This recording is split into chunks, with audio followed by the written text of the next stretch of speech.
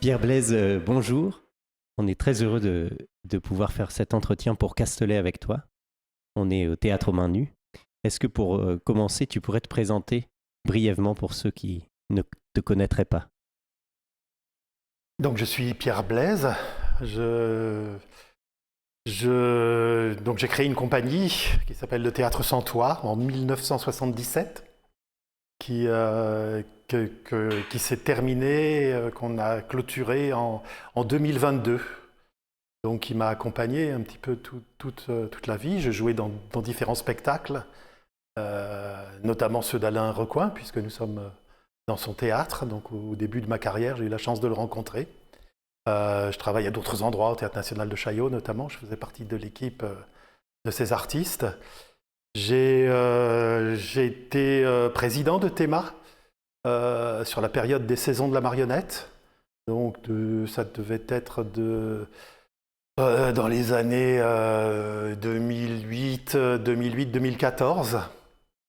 Et en 2014, justement, j'ai Éloi, qui dirigeait le théâtre qu'avait fondé Alain, c'est-à-dire le Théâtre aux Mains Nues, m'a confié son théâtre, puisque lui prenait ses fonctions de directeur à l'Institut international de la marionnette à Charleville. Donc il m'a confié le Théâtre aux Mains Nues, et donc je dirige le Théâtre aux Mains Nues depuis 2014. Et j'ai cessé de le diriger donc en 2024. Voilà, ça fait 10 ans, et maintenant c'est Lucie Doublet qui dirige ce théâtre. Très bien, on va parler un peu de... On a décidé de faire cet entretien avec toi parce qu'on voulait aborder plusieurs sujets. Donc il y a le sujet en effet de la direction, le côté un peu politique, le rapport aux institutions aussi. Un côté plus pédagogique parce que ce théâtre est aussi une école qui forme beaucoup, et aussi une partie un peu pratique. Qu'est-ce que c'est d'un point de vue pratique d'être directeur et de diriger un lieu, surtout quand on a une compagnie? Qu'est-ce que ça veut dire d'être un artiste et de diriger une structure?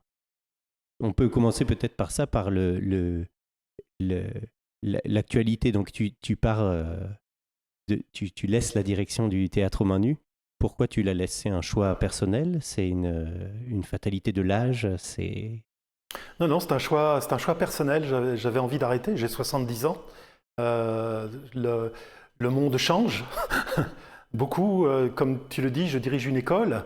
Ça m'est difficile aujourd'hui d'accompagner les artistes dans ce monde nouveau qui m'échappe un petit peu, et où je leur vois un avenir difficile. Et donc il m'a semblé tout simplement que ça allait, quoi. Ça allait, tu vois. J'ai eu envie d'arrêter.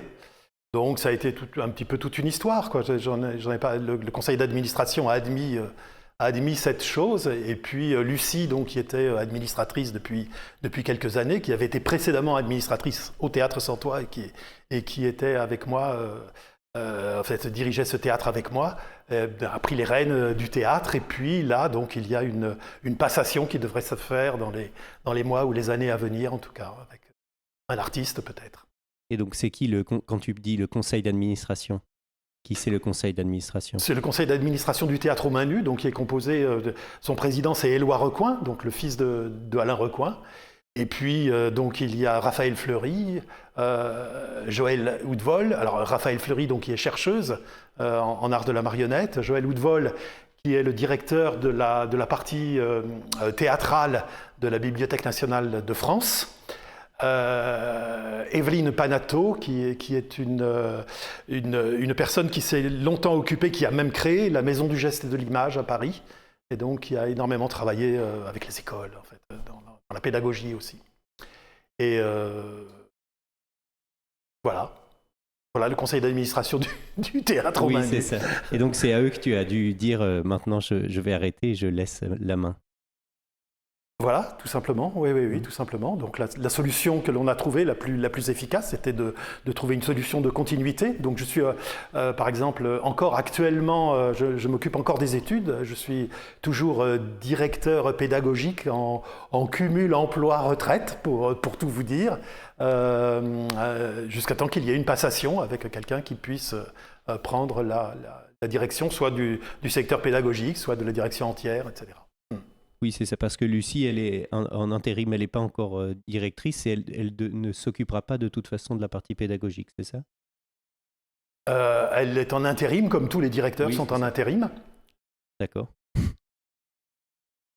Et donc, il va y avoir une partie pédagogique, c'est ça? Ou c'est elle? Bah, il y C'est pas encore y a une fait, c'est partie ça? pédagogique qui est importante. Alors Oui. Lucie est une personne qui écrit, qui est philosophe, qui est également chercheuse, donc qui est très importante pour le théâtre de marionnettiste, qui a réalisé conjointement avec Laurette Bourgolzer, qui travaille également dans cette école, un ouvrage qui va sortir cet automne, je crois, lors du Festival mondial des théâtres de marionnettes, édité par Actes Sud sur l'enseignement dans le théâtre de marionnettiste. Donc Lucie est une personne extrêmement avisée sur l'analyse du théâtre de marionnettiste, sur sa littérature, sur sa dramaturgie, mais ça n'est pas une praticienne du théâtre de marionnettiste.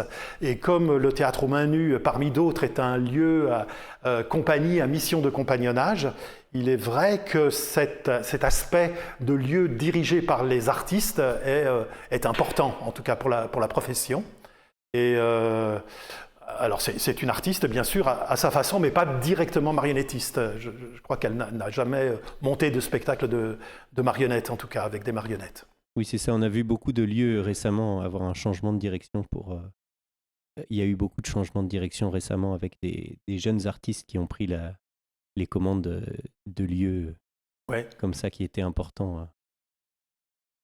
On va parler un tout petit peu de politique. Est-ce que comment voient les politiques, comment le théâtre aux mains nues de manière générale, sans parler forcément d'actualité, mais comment les politiques perçoivent le théâtre aux mains nues, comment ils le soutiennent, qui soutient le théâtre aux mains nues? Bah, comment ils le perçoivent, je ne sais pas, il faut leur demander, mais je pense qu'il est plutôt, c'est un lieu qui est plutôt bien ressenti, de par son histoire, de par sa réalité d'aujourd'hui également. Alors le théâtre aux mains nues est soutenu par la DRAC, Île-de-France, par la région et par la ville de Paris, principalement. Il y a 3 gros partenaires. Trois grands partenaires qui sont là depuis que je suis rentré, depuis 2014, et qu'il y était déjà, je pense, du temps de Alain Recoing, oui, bien sûr, oui. Et quand Alain a créé ce théâtre, il n'y avait aucun théâtre dans Paris. Il y avait un groupe de programmateurs qui s'appelait le Théâtre de la Marionnette à Paris, mais qui était dans un bureau et qui, pour pallier au manque de diffusion, de possibilité de diffusion des spectacles de marionnettistes dans une salle, travaillait conjointement avec de nombreuses salles dans Paris. Mais il n'y avait pas de théâtre, de marionnettes contemporaines, pourrait-on dire, oui, oui. Dans Paris.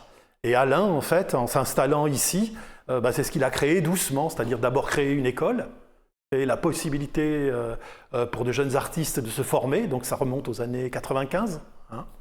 Et il y avait déjà Charleville-Mézières qui existait. C'était une... Voilà, Charleville-Mézières, ça a été créé en 87, je crois. Mais par exemple, le théâtre aux mains nues fonctionne en formation continue, c'est-à-dire pour entrer à Charleville-Mézières, tu dois avoir moins de 26 ans, je crois. Enfin, tu vois, il y a quelques conditions. Mais à l'époque, c'était pas forcément ça. D'accord. Oui.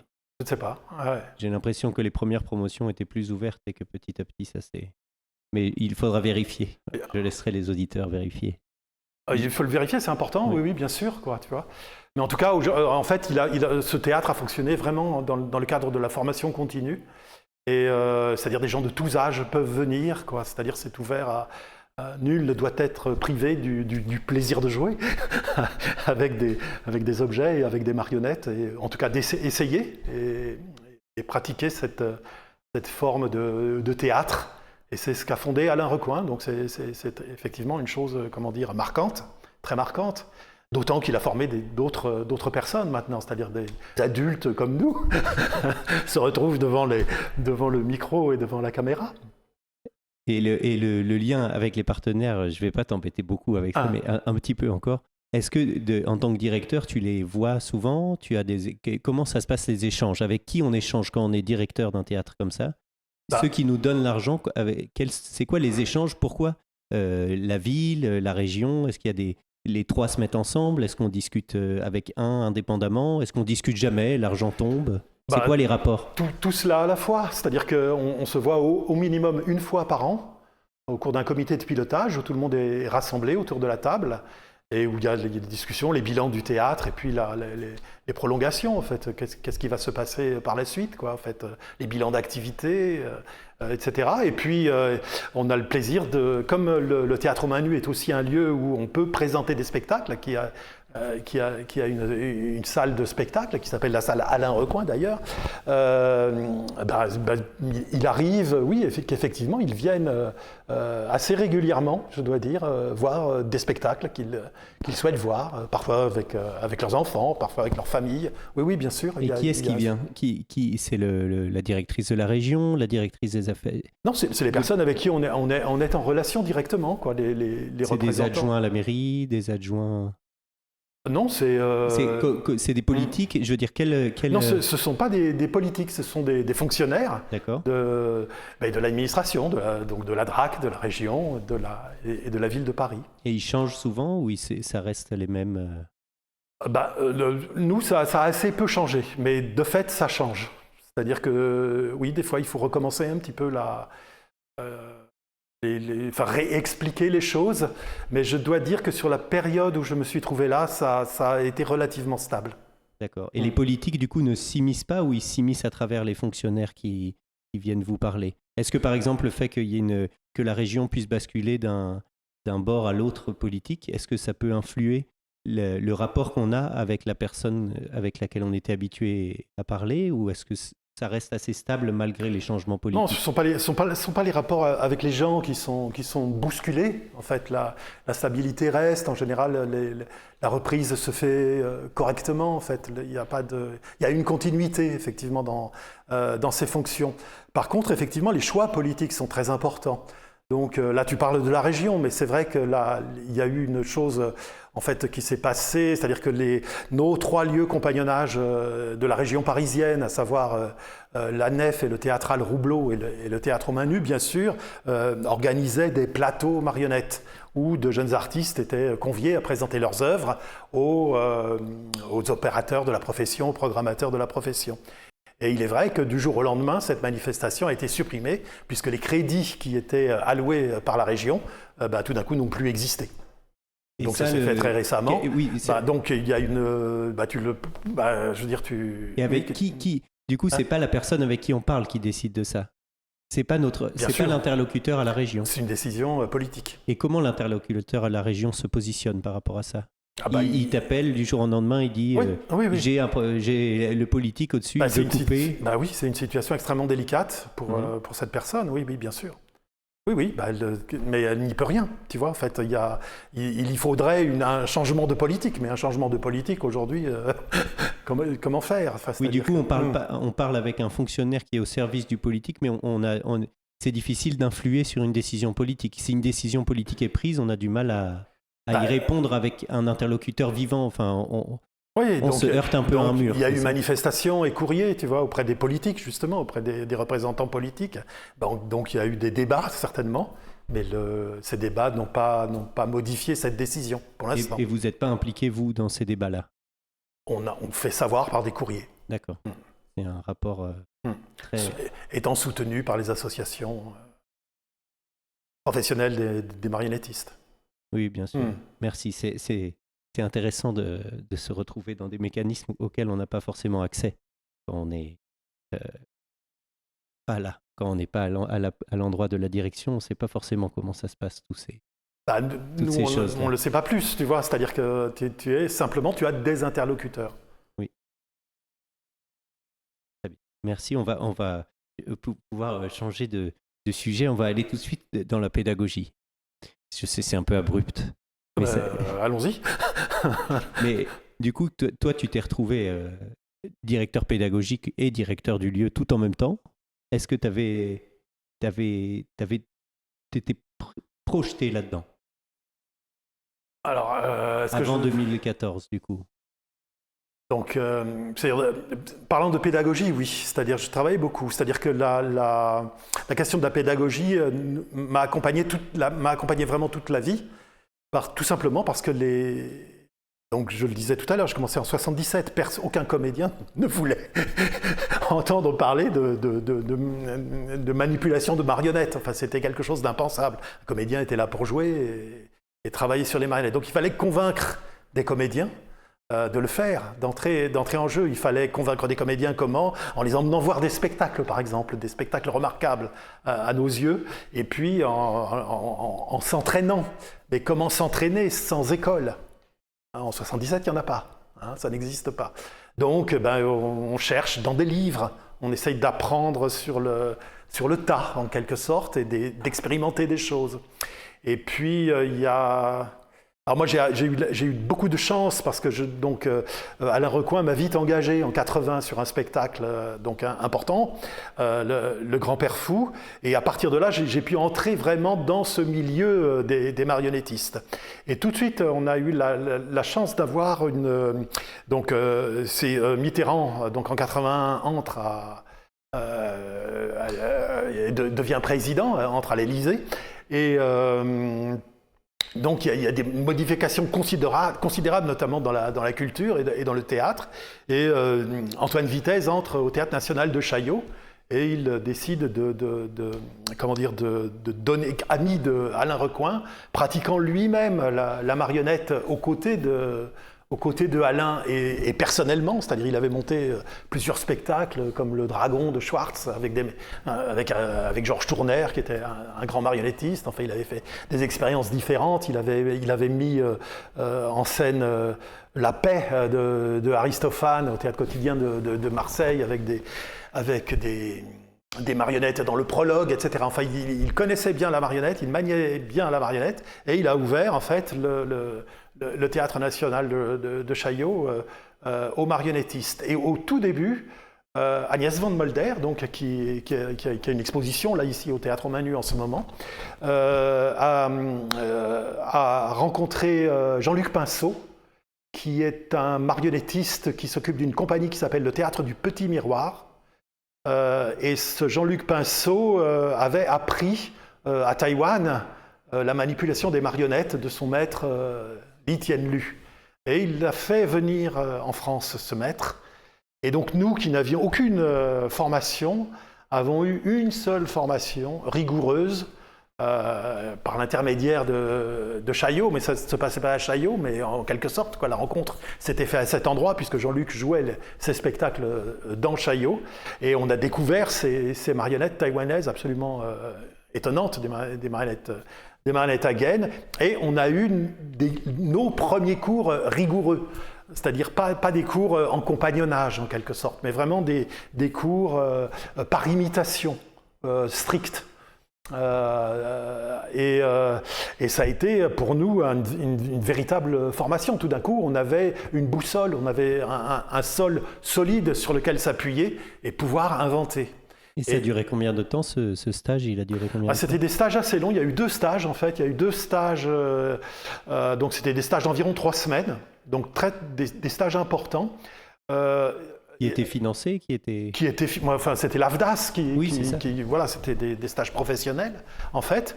Donc, dans ces stages, il y avait des marionnettistes qui étaient là, de l'époque.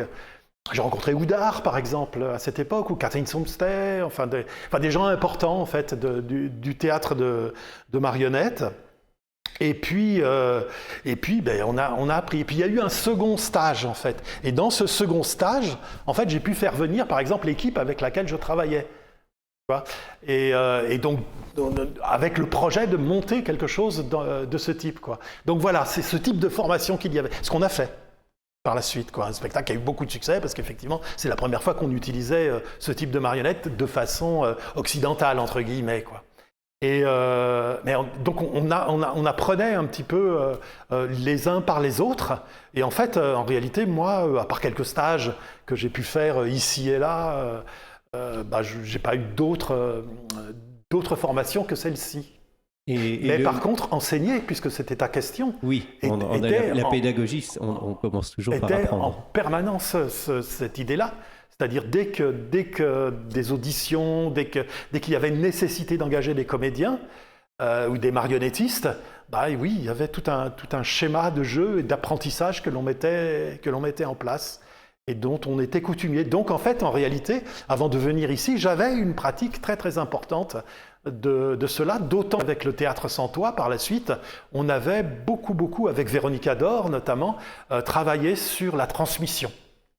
Pas la transmission de compagnonnage, bien qu'on l'ait fait aussi également avec Mathieu Anderlin, mais la transmission aux enfants, dans les lycées, au public, partout. Et d'une certaine façon, je pense qu'en réalisant les spectacles que l'on faisait, on avait conscience que c'était à chaque fois une sorte de transmission qui se faisait à travers les œuvres qu'on osait présenter. Et on a toujours fait attention à cela, en fait. Attention à ne pas être, irritant. Donc on n'était pas des artistes irritants, mais on était des artistes accueillants, au contraire, pour essayer de convaincre de l'extraordinaire de cet art. Oui, donc tu parles de théâtre de marionnettes. Le mot théâtre, pour toi, est très important. Oui. Est-ce que tu peux nous développer ce point-là? Pourquoi la partie théâtre est importante dans théâtre de marionnettes? Oui. Donc je ne dis pas théâtre de marionnettes, même si j'emploie de temps en temps ce mot, je dis théâtre de marionnettiste. Oui. Voilà.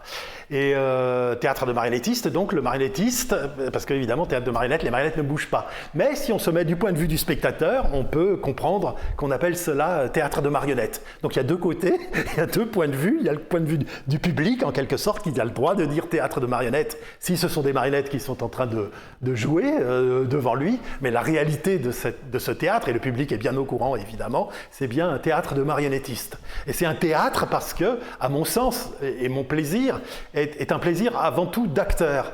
Donc avant de créer cette compagnie, le Théâtre Santois, on était dans une école de théâtre, l'école Charles Dullin, où on apprenait le théâtre. Et notre plaisir, c'était de jouer. Alors on pouvait jouer avec des masques, ou on pouvait jouer avec des marionnettes, mais c'était jouer, ce plaisir. Et ça n'a jamais été autre chose que jouer. Et donc, jouer, il ne s'agissait pas de montrer des arts plastiques, de chanter ou de faire autre chose, il s'agissait de jouer tout simplement. Et pour jouer, on s'étayait, on s'appuyait sur des dramaturgies existantes ou non, ou des adaptations. En tout cas, on travaillait sur le dramatique, sur le drama, donc sur le théâtre, sur l'action. Comment mettre en action des personnages et que ce soit lisible et que ce soit crédible. Et que ce soit visible et intelligible. Enfin, tout cela pour que ce soit intelligible et jouer. C'est-à-dire comment entrer dans ces personnages. Et du coup, réfléchir sur le théâtre. En fait, c'est comme un appareillage qui nous permet de réfléchir sur, effectivement, la question de l'acteur, la question permanente de l'acteur. Et donc, on se sert d'objets qu'on appelle des marionnettes, mais qui peuvent être des objets marionnettes, ou des marionnettes objets, comme on veut, mais qui peuvent être d'autres natures, bien sûr. Oui. Tu as utilisé le mot dramaturgie. Non, tu as utilisé le mot drama, l'objet. Pour toi, est-ce que tu peux nous donner une définition de dramaturgie? Qu'est-ce que c'est pour toi, la dramaturgie? Qu'est-ce que c'est? Alors j'essaye de voir, donc je donne des cours notamment de dramaturgie, tu vois. Et donc par exemple, pour moi, dans ce cours, tu vois, alors j'explique jamais en fait ce qu'est la dramaturgie. C'est-à-dire je parle pas en linguiste, mais je parle très très concrètement des choses qui peuvent se passer. Donc dans ce cours, on travaille sur l'adaptation d'une petite forme. Alors la petite forme, ça peut être quoi? Une chanson tout simplement, ou un petit texte, comme le temps est limité, mais ça pourrait être un grand texte. Et comment de ce texte, on fait ressortir l'action. Qu'est-ce qui se passe? Qu'est-ce qui s'est passé? Et comment cette action, mise dans un schéma et côte à côte, fabrique une dramaturgie. Et c'est cette action dont la résultante va être les mots. Donc je ne parle pas en fait d'un texte quand je parle de dramaturgie, je parle d'action, de drama. C'est ça que tu voulais me faire préciser. Et donc, oui, non, c'est important parce que c'est pas évident forcément. cette notion de dramaturgie, qui est une notion que les Allemands, par exemple, ont bien comprise, mais qui, des fois, en France ou en Italie, la dramaturgie, ça reste le texte. Et donc, dès qu'on sort du texte, on est un peu perdu. Alors que si on considère avec ta façon, on peut considérer la dramaturgie même d'un espace sans texte. Oui, tout à fait. C'est-à-dire, en fait, on sort du texte précisément avec ma dramaturgie. C'est l'inverse d'une dramaturgie, alors ça, je comprends bien. Est-ce que tu me dis? C'est-à-dire, on sort du texte, quoi, tu vois? C'est-à-dire, on va chercher l'action.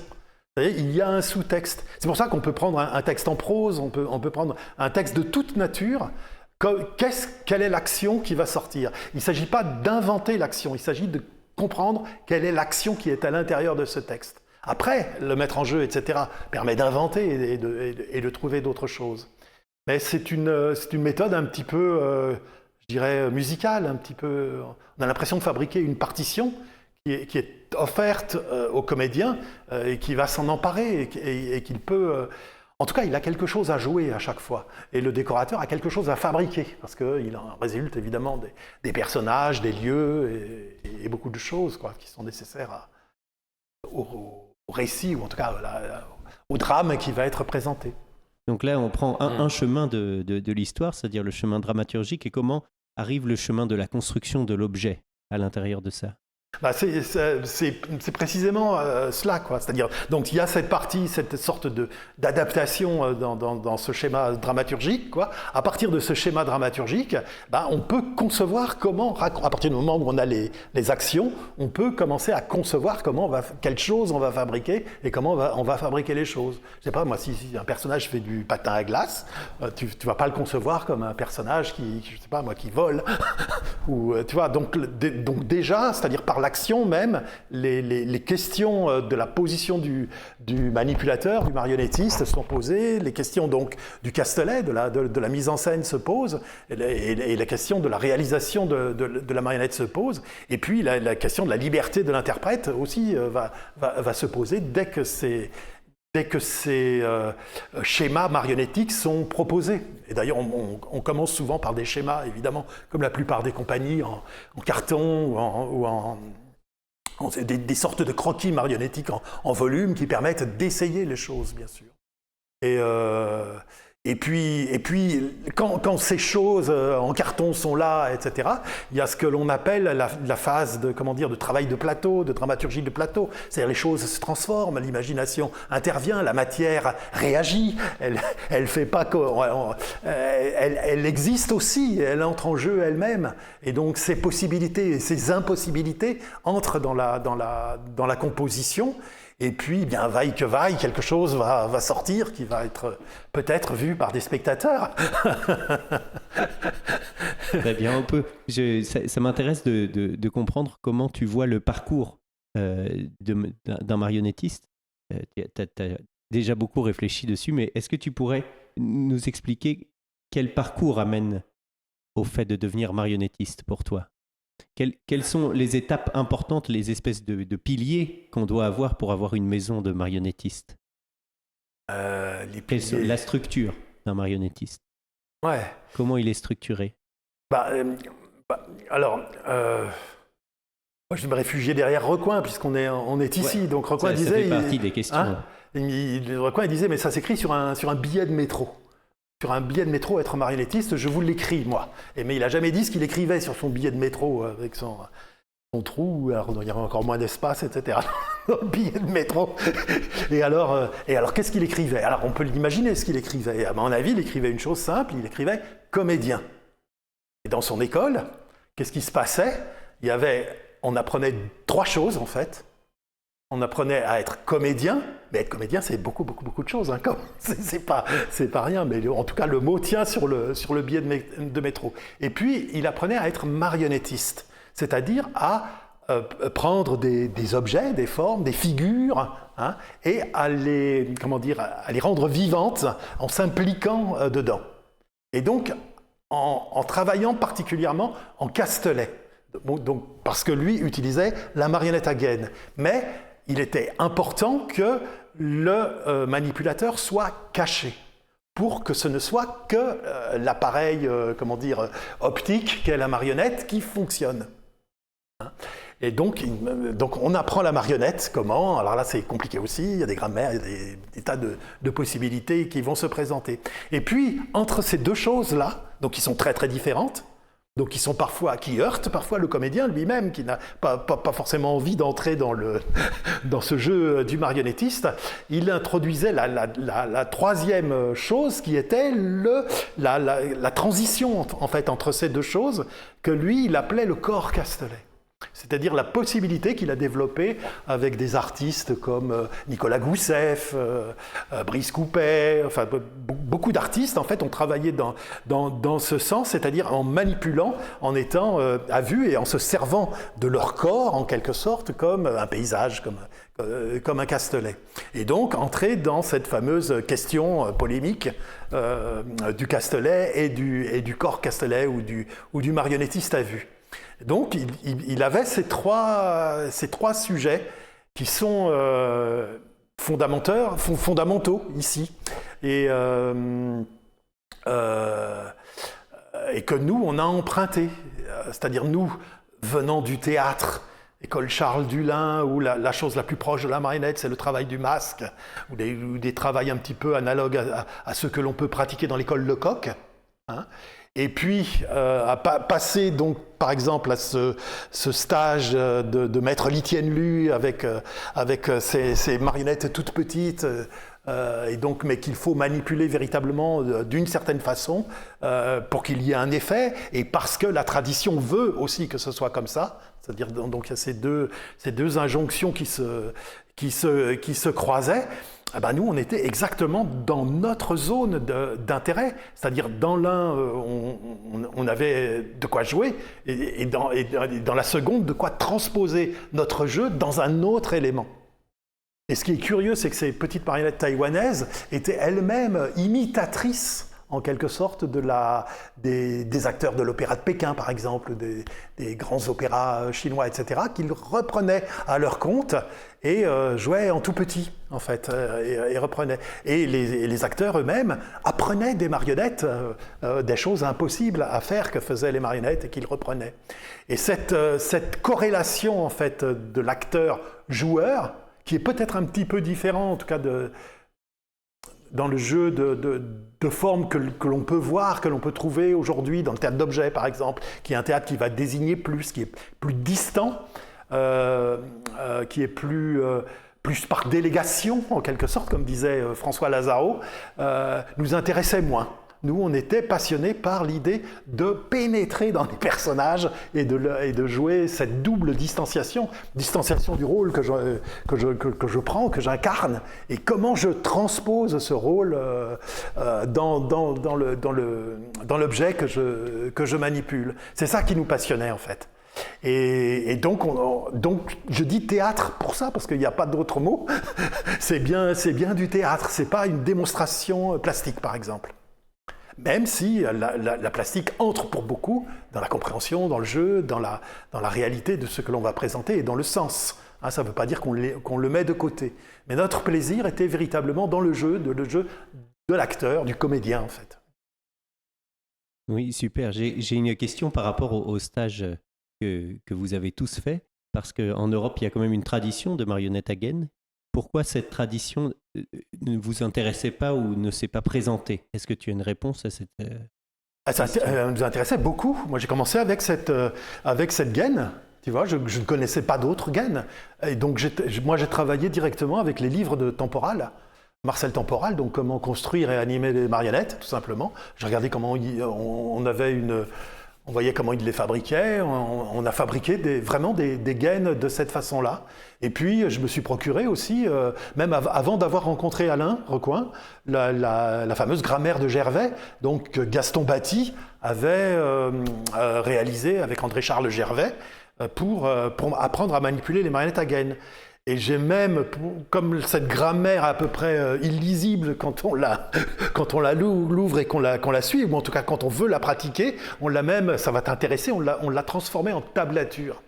C'est-à-dire au lieu de lire les choses qui sont écrites, l'opérateur se met de face au Castelet, etc. Donc toute une phrase longue qui va continuer comme ça. On faisait un petit schéma graphique sur une portée qui représentait très, très bien cette chose. Et on pouvait du coup voir tous les exercices et les faire pour nous-mêmes, s'entraîner avec cela. Mais nous, on a travaillé, oui, véritablement comme ça. Et après avoir appris ces marionnettes taïwanaises, contrairement à mon ami Grégoire Caille qui a continué vraiment dans ce style à travailler, moi, après avoir fait un spectacle, je l'ai quitté en quelque sorte. Mais je l'ai gardé. Parce qu'on a essayé de transposer dans des marionnettes plus grandes, comment dire, visuellement plus importantes comme sont les gaines, essayer de transposer les qualités de la manipulation du coup, de transformer ces marionnettes à gaines, quoi. Et donc, qu'est-ce qu'il y avait de si intéressant dans ce stage? Parce qu'on a beaucoup entendu parler de ce stage. Ce stage, comme tu disais, il y avait beaucoup de marionnettistes qui étaient à ce stage de marionnettes taïwanaises. Et qu'est-ce qui était si important à cet endroit-là que vous n'aviez pas trouvé ici en Europe? C'était absolument capital. Donc il y avait plusieurs choses. C'est-à-dire ta main à l'intérieur de la marionnette peut changer. C'est-à-dire tu ne mets pas forcément ta main toujours dans la même position à l'intérieur de la marionnette.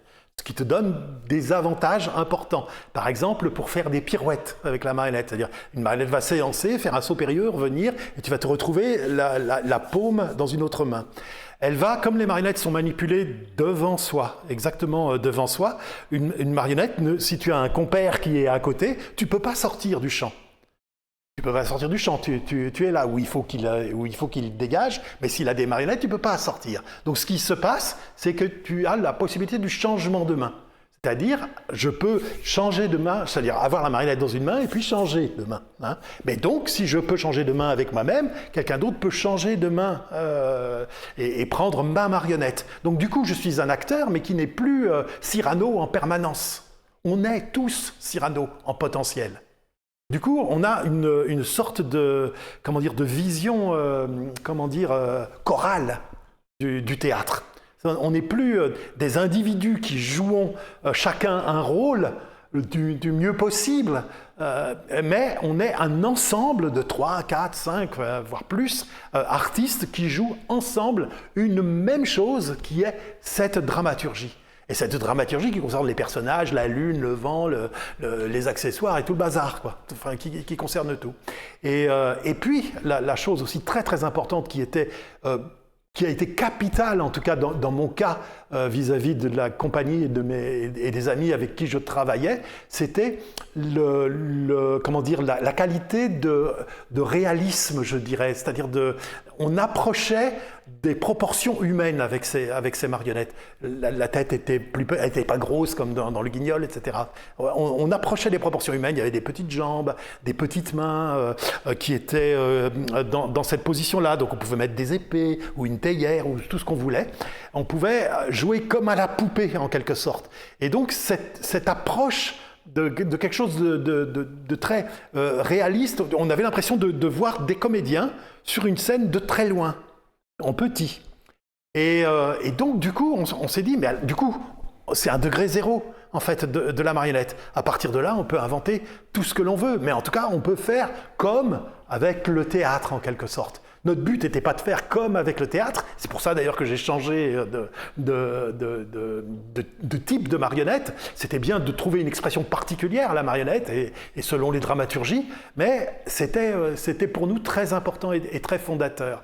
Et du coup, moi j'ai gardé cette notion, et notamment dans l'approche dramaturgique dont on parlait tout à l'heure, ou dans l'approche théâtrale de la mise en scène ou de ces choses-là, on garde ce fond stanislavskien, je dirais. C'est-à-dire, qu'est-ce qui se passe vraiment sur la scène? Qui fait quoi? Quels sont les objectifs des gens, etc. Qu'est-ce qui se passe pour de vrai? Comme si c'était vrai. Et comme on va utiliser des marionnettes, ce « comme si c'était vrai » va être de toute façon transposé poétiquement. Il ne peut pas, ça ne sera jamais comme... Ça ne ressemblera jamais à la réalité. Mais... La force poétique, elle tient sur une sorte de vérité qui est avant, qui tient dans la dramaturgie et dans ce goût que l'on a de jouer, c'est-à-dire de faire comme si les situations étaient vraies, tu vois, comme si...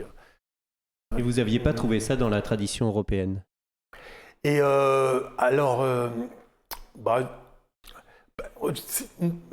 non, ça nous a surpris à cet endroit-là, tu vois, c'est-à-dire que Alors, il faudrait que je me remémore un petit peu. C'est une bonne question parce que comment tu te saisis des marionnettes?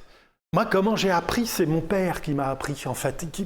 Mais pas parce qu'il m'a appris à faire des marionnettes, c'est parce qu'il y avait un couloir chez nous, il y avait un grand couloir comme ça, et il y avait une porte qui ouvrait, qui allait dans la salle à manger, quoi. Et il y avait un petit chambranle qui était épais, quoi, comme ça, et il avait mis une autre porte, mais plus basse, qui se rabattait sur le couloir, tu vois. Et il l'avait peint en vert et en rouge, une porte comme ça. Et alors, quand j'étais sage, on se mettait dans le couloir était étroit, il y avait ma mère, ma grand-mère, et il fermait la porte, tu vois. Et donc, il avait acheté des marionnettes en plâtre. Après, il m'a fait des marionnettes, mais je me rappelle, au tout début, c'était des marionnettes en plâtre creux. Tu vois, il y avait un pompier, il y avait et il jouait dans ce petit castelet que fermait donc, cette porte en laissant l'ouverture en haut. Et alors, tu rigoles, tu vois, enfin, tu ris de façon irrépressible. C'est drôle, c'est drôle. C'est vraiment drôle. Et donc, voilà, c'est parce que c'est drôle, en fait, que ça m'intéresse. C'est cette chose, c'est truculent, c'est rigolo, c'est amusant. Ça fait plaisir à voir. On est transporté, on est dans un autre univers. Et je trouve qu'à cet endroit, la marionnette a quelque chose à donner, qui est le simple plaisir de rire, mais qui est absolument important. Et rire, alors je ne veux pas dire qu'il faut faire des spectacles comiques, mais à transporter, je veux dire, c'est-à-dire c'est tout d'un coup, il y a une intention, une attention qui est portée à un endroit qui est fictif complètement, et qui nous dépasse en quelque sorte, et que l'on partage, comment dire, physiquement dans un étroit couloir, même s'il y a beaucoup de spectateurs à côté, c'est toujours un endroit étroit où on est avec les autres. Et c'est ça que j'aime en fait dans ce théâtre. Et c'est juste une porte qui s'ouvre et une porte qui se ferme.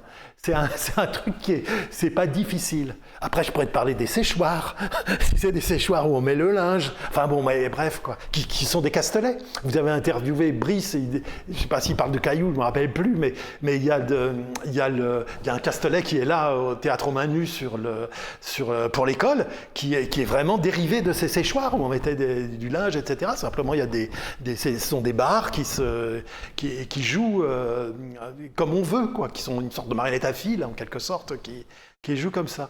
Et donc, c'est un dispositif qui est extrêmement drôle. C'est un dispositif de théâtre, pas de marionnettes, c'est un dispositif de théâtre. C'est des gens de théâtre qui font des marionnettes. Alors ça peut être des acteurs autres, ça peut être des danseurs, ça peut être des clowns ou que sais-je, quoi. Mais moi, ce qui m'intéresse, c'est le théâtre, c'est de jouer. Et donc, de voir des gens qui jouent, ça me réjouit. Et donc, pour reparler du marionnettiste, si quelqu'un veut se dire, je regarde ce bel interview, maintenant j'ai envie de faire de la marionnette, un acteur qu'est-ce que tu lui conseilles?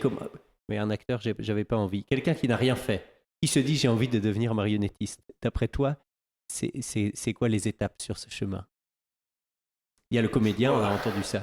Recoin disait le comédien. Ouais.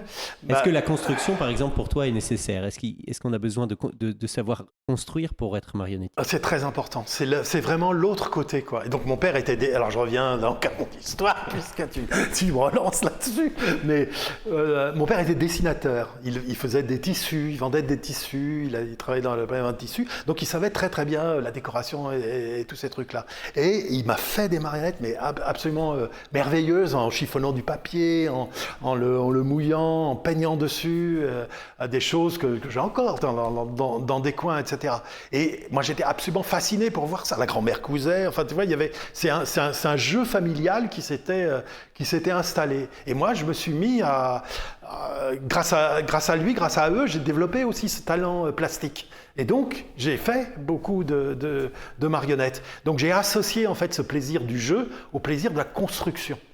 Donc ces deux choses, pour moi, sont absolument liées, quoi. La construction et la manipulation, le jeu. Et alors, je ne veux pas dire aux gens qui viendraient, faites comme moi, je ne sais pas, quoi. Ayez un père décorateur. Hein? Ça commence par un père décorateur qui coupe une porte en deux. Ah, Si on n'a pas ça, on peut pas le... Il faut aimer ça, il faut aimer changer le monde, quoi, couper les portes en haut. il faut aimer, tu vois, construire quelque chose d'autre. À mon sens, ça c'est très très important. C'est-à-dire, c'est la main qui pense. Il y a pas, et donc c'est à cet endroit-là, on s'amuse beaucoup, on invente beaucoup. Mais ce que je dirais là aujourd'hui, même ce que je dis des fois aux élèves eux-mêmes, allez à l'école Lecoq. L'école Lecoq est une école absolument extraordinaire pour les marionnettistes. Ceux qui souhaitent après se lancer dans la marionnette, c'est très facile. Ils connaissent l'espace, ils ont travaillé avec leurs mains sur des masques, ils ont travaillé voire sur le lemme, sur des structures différentes. C'est vraiment une très très grande école pour des marionnettistes. Et puis après, alors souvent nous on reçoit des élèves qui viennent de cette école, qui ont encore à apprendre, mais les choses sont considérablement facilitées par la possibilité du corps qu'ils développent en fait. Et donc des mains aussi dans le corps. Et donc ce plaisir du jeu est très important pour être marionnettiste. Après, un marionnettiste n'est pas toujours un constructeur. Eh bien, il ne va pas forcément tout construire. On dit que le marionnettiste, pour nous, le marionnettiste, c'est celui qui fait les deux. Ou en tout cas qui a un savoir dans les deux. Mais on ne l'est pas forcément. Tu vois, un comédien peut venir et trouver un énorme plaisir très vite à jouer avec des marionnettes. Je pense que ça peut aller même assez vite, quoi. Agnès van Molder, ça avait été très très vite, il paraît. Donc elle avait tout de suite travaillé avec Alain et les choses avaient été extrêmement rapides pour elle, pour apprendre. Mais souvent, c'est parce que ces gens ont un plaisir de théâtre qui est celui du comédien de composition. Peut-être plusieurs à la fois, qui peut-être se multiplier. Puis, je parlais de l'enfance, mais c'est tellement important, quoi, en fait. C'est-à-dire, tout d'un coup, tout ce précipité de l'enfance est à cet endroit, avec les jouets. Donc, évidemment, on ne va pas parler du théâtre d'objets, mais c'est évidemment de la même nature. Mais le jeu est différent. Le jeu est différent quand tu joues avec une petite voiture que quand tu la conduis, quoi. Alors l'un et l'autre essayent de ramasser ces deux choses. Dans le théâtre d'objets, tu fais pareil, tu conduis la voiture et tu la conduis en même temps. Mais quand tu la conduis avec une marionnette, c'est pareil. D'une certaine façon, tu joues aussi avec la petite voiture. C'est la même chose, mais ça va dans des directions différentes. Mais ça montre aussi la gamme importante, l'harmonique importante qu'il y a dans l'interprétation. Oui, ça fait partie du défi des archéologues de comprendre si l'objet était une marionnette ou une poupée articulée. Et quand est-ce que naît le spectacle? Quand est-ce que naît la représentation? Est-ce qu'on peut nommer ça marionnette? Ouais, mais ça c'est... Un enfant qui manipule ses poupées Ouais, mais il fait du théâtre d'objets, c'est sûr, tu vois, en fait, tel que le théâtre d'objets s'est défini. Mais bien sûr qu'il fait des marionnettes, bien sûr qu'il prête vie. Il prête vie. Et d'ailleurs, c'est là que se pose pour moi la question du Castelet. Vraiment, cette question-là. C'est-à-dire, le Castelet est une chose qui vient après, pour moi, bien après. C'est-à-dire que tu prends une poupée, comme tu dis, tu la poses devant toi, tu fabriques... Donc, tu as la poupée qui est devant toi, et toi, tu es là, mais tu fabriques un espace, un autre espace. Toi, tu es dans un espace, la poupée est dans un autre espace. Elle est sur un bateau, elle s'en va, on va... Elle est dans un autre... Tu fabriques... Donc le marionnettiste, c'est pas tant qu'il fabrique des rôles, des choses comme ça, c'est qu'il fabrique un autre espace. Et puis après, on a perfectionné cet autre espace. On s'est dit, ah, c'est intéressant cet autre espace avec la poupée sur son bateau, si je pouvais focaliser les spectateurs dessus. Donc on va l'encadrer. Puis si je peux enlever les mains, etc., on va mettre le manipulateur dessous, je ne sais quoi. Et on va créer une chose tout à fait nouvelle qui s'appelle le Castelet, qui est tout un appareillage qui est complètement, dépendant de la marionnette ou des possibilités de la marionnette, de changer d'échelle, de proportion, etc., qui est l'encadrement sans qu'on voit le manipulateur. Donc je pense que c'est un grand perfectionnement par rapport à la manipulation à vue, par exemple. Aujourd'hui, ça change, c'est-à-dire maintenant on descend du Castelet, on en veut moins, et puis on veut de la manipulation à vue ou des choses comme ça, mais bon, ça revient et puis ça repart. Mais c'est la même chose, le Castelet, c'est une notion, ça n'est pas une réalité. Mais cette notion peut se transformer en réalité de temps en temps. Mais c'est très, très, très important. Donc c'est ce jeu d'enfant qui est à l'origine. D'enfant ou d'adulte, tu vois, un adulte, je sais pas moi, on imagine un sorcier avec sa racine qui va présenter un dieu ou une chose comme ça. Le rapport est le même, donc qu'il soit à vue ou caché, il y a toujours un Castelet. Qu'il y ait un Castelet ou pas, il y a toujours un Castelet. Toujours. Et donc il n'y a pas de marionnette sans Castelet. C'est comme tu as une guitare sans la caisse de résonance et les cordes. C'est en même temps. Tu peux pas l'enlever. Tu peux jouer avec un archet sur les cordes, tu peux jouer différemment, mais tu ne peux pas les enlever. C'est la même chose. Et donc, il crée un espace. Un comédien ne crée pas un autre espace. Un comédien, il se balade, il est dans son espace, il est tranquille. Le marionnettiste, non. Et l'espace de la scène, pour toi, c'est pas un autre espace? C'est l'espace de la scène, c'est un autre espace. C'est un espace fictif que l'on met dans la convention, etc. Mais le marionnettiste, il se met sur la scène. Il est sur la scène, et sur la scène, il crée un autre espace. Il est sur la scène, il est dans un espace technique, et il a un espace poétique devant lui. Les choses peuvent arriver du haut, du bas, n'ont pas la pesanteur, sont animées par les mains. Et c'est autre chose. Et c'est à cet endroit qu'il y a une différence importante. C'est-à-dire que tout d'un coup, effectivement, le marionnettiste n'est pas dans la position du comédien. Ce n'est pas lui qui va porter la chose, il va porter l'ensemble des choses qu'il va présenter. Il va présenter, il va faire le vent, la lune, la pluie, le cheval qui passe, il va tout faire, il va tout jouer. C'est-à-dire la dramaturgie devient l'ensemble des éléments qui vont entrer dans ce cadre de scène ou pas, à vue ou pas, mais c'est ça qui va compter. Alors que le comédien va participer avec d'autres à cela, quoi. Mais le marionnettiste aussi, il n'est pas toujours tout seul, il peut se mettre avec d'autres. Merci, on va changer d'espace dans ce bel espace où tu nous avais emmenés. On va revenir dans cet espace où on est actuellement. Et j'aimerais bien que tu... Il y a eu déjà, donc il y avait Alain Recoing, après il y a eu son fils qui était directeur ici, après il y a eu toi, directement. Et maintenant il va y avoir... pour l'instant c'est Lucie. Qu'est-ce que, d'après toi, c'est important de garder de ce lieu? Qu'est-ce que l'identité du théâtre aux mains nues, l'identité de Éloi Recoing, l'identité d'Alain Recoing, ton identité, comment tu vois cette continuité? Je la vois, tu as raison, c'est une continuité, c'est-à-dire je vois une histoire. Je vois une histoire qui est nommée. Tu vois, c'est pas si souvent. C'est-à-dire qui connaît ces visages de marionnettistes disparus ou encore pouvant apparaître ici et là, on ne les connaît pas. Ici, on a travaillé en tout cas dans le sens où cette chose ne venait pas de nulle part. Ça venait d'un artiste qui a eu un certain parcours. Et ce parcours a été à plusieurs endroits remarquable à nos yeux. C'est abouti à un endroit où il est entré dans ce quartier Saint-Blaise, ici, et il a monté cette école dans l'adversité la plus totale. Et c'est pas parti, c'est resté. Et cette chose a été transmise, et cette chose a grandi, puisque moi, quand je suis arrivé, j'ai eu la possibilité de grandir avec cet autre espace. Donc il y a toute une histoire qui commence aux avant-gardes, c'est-à-dire après-guerre, Gaston Batty, homme du cartel, avec Pitoef, Jouvet, Dulin, qui, comme Craig l'avait fait auparavant, estime que l'acteur, il y en a marre. L'acteur, il nous casse les pieds, c'est trop compliqué, etc. Prenons des marionnettes. Alors, il prend des marionnettes, il travaille sur la gaine, etc.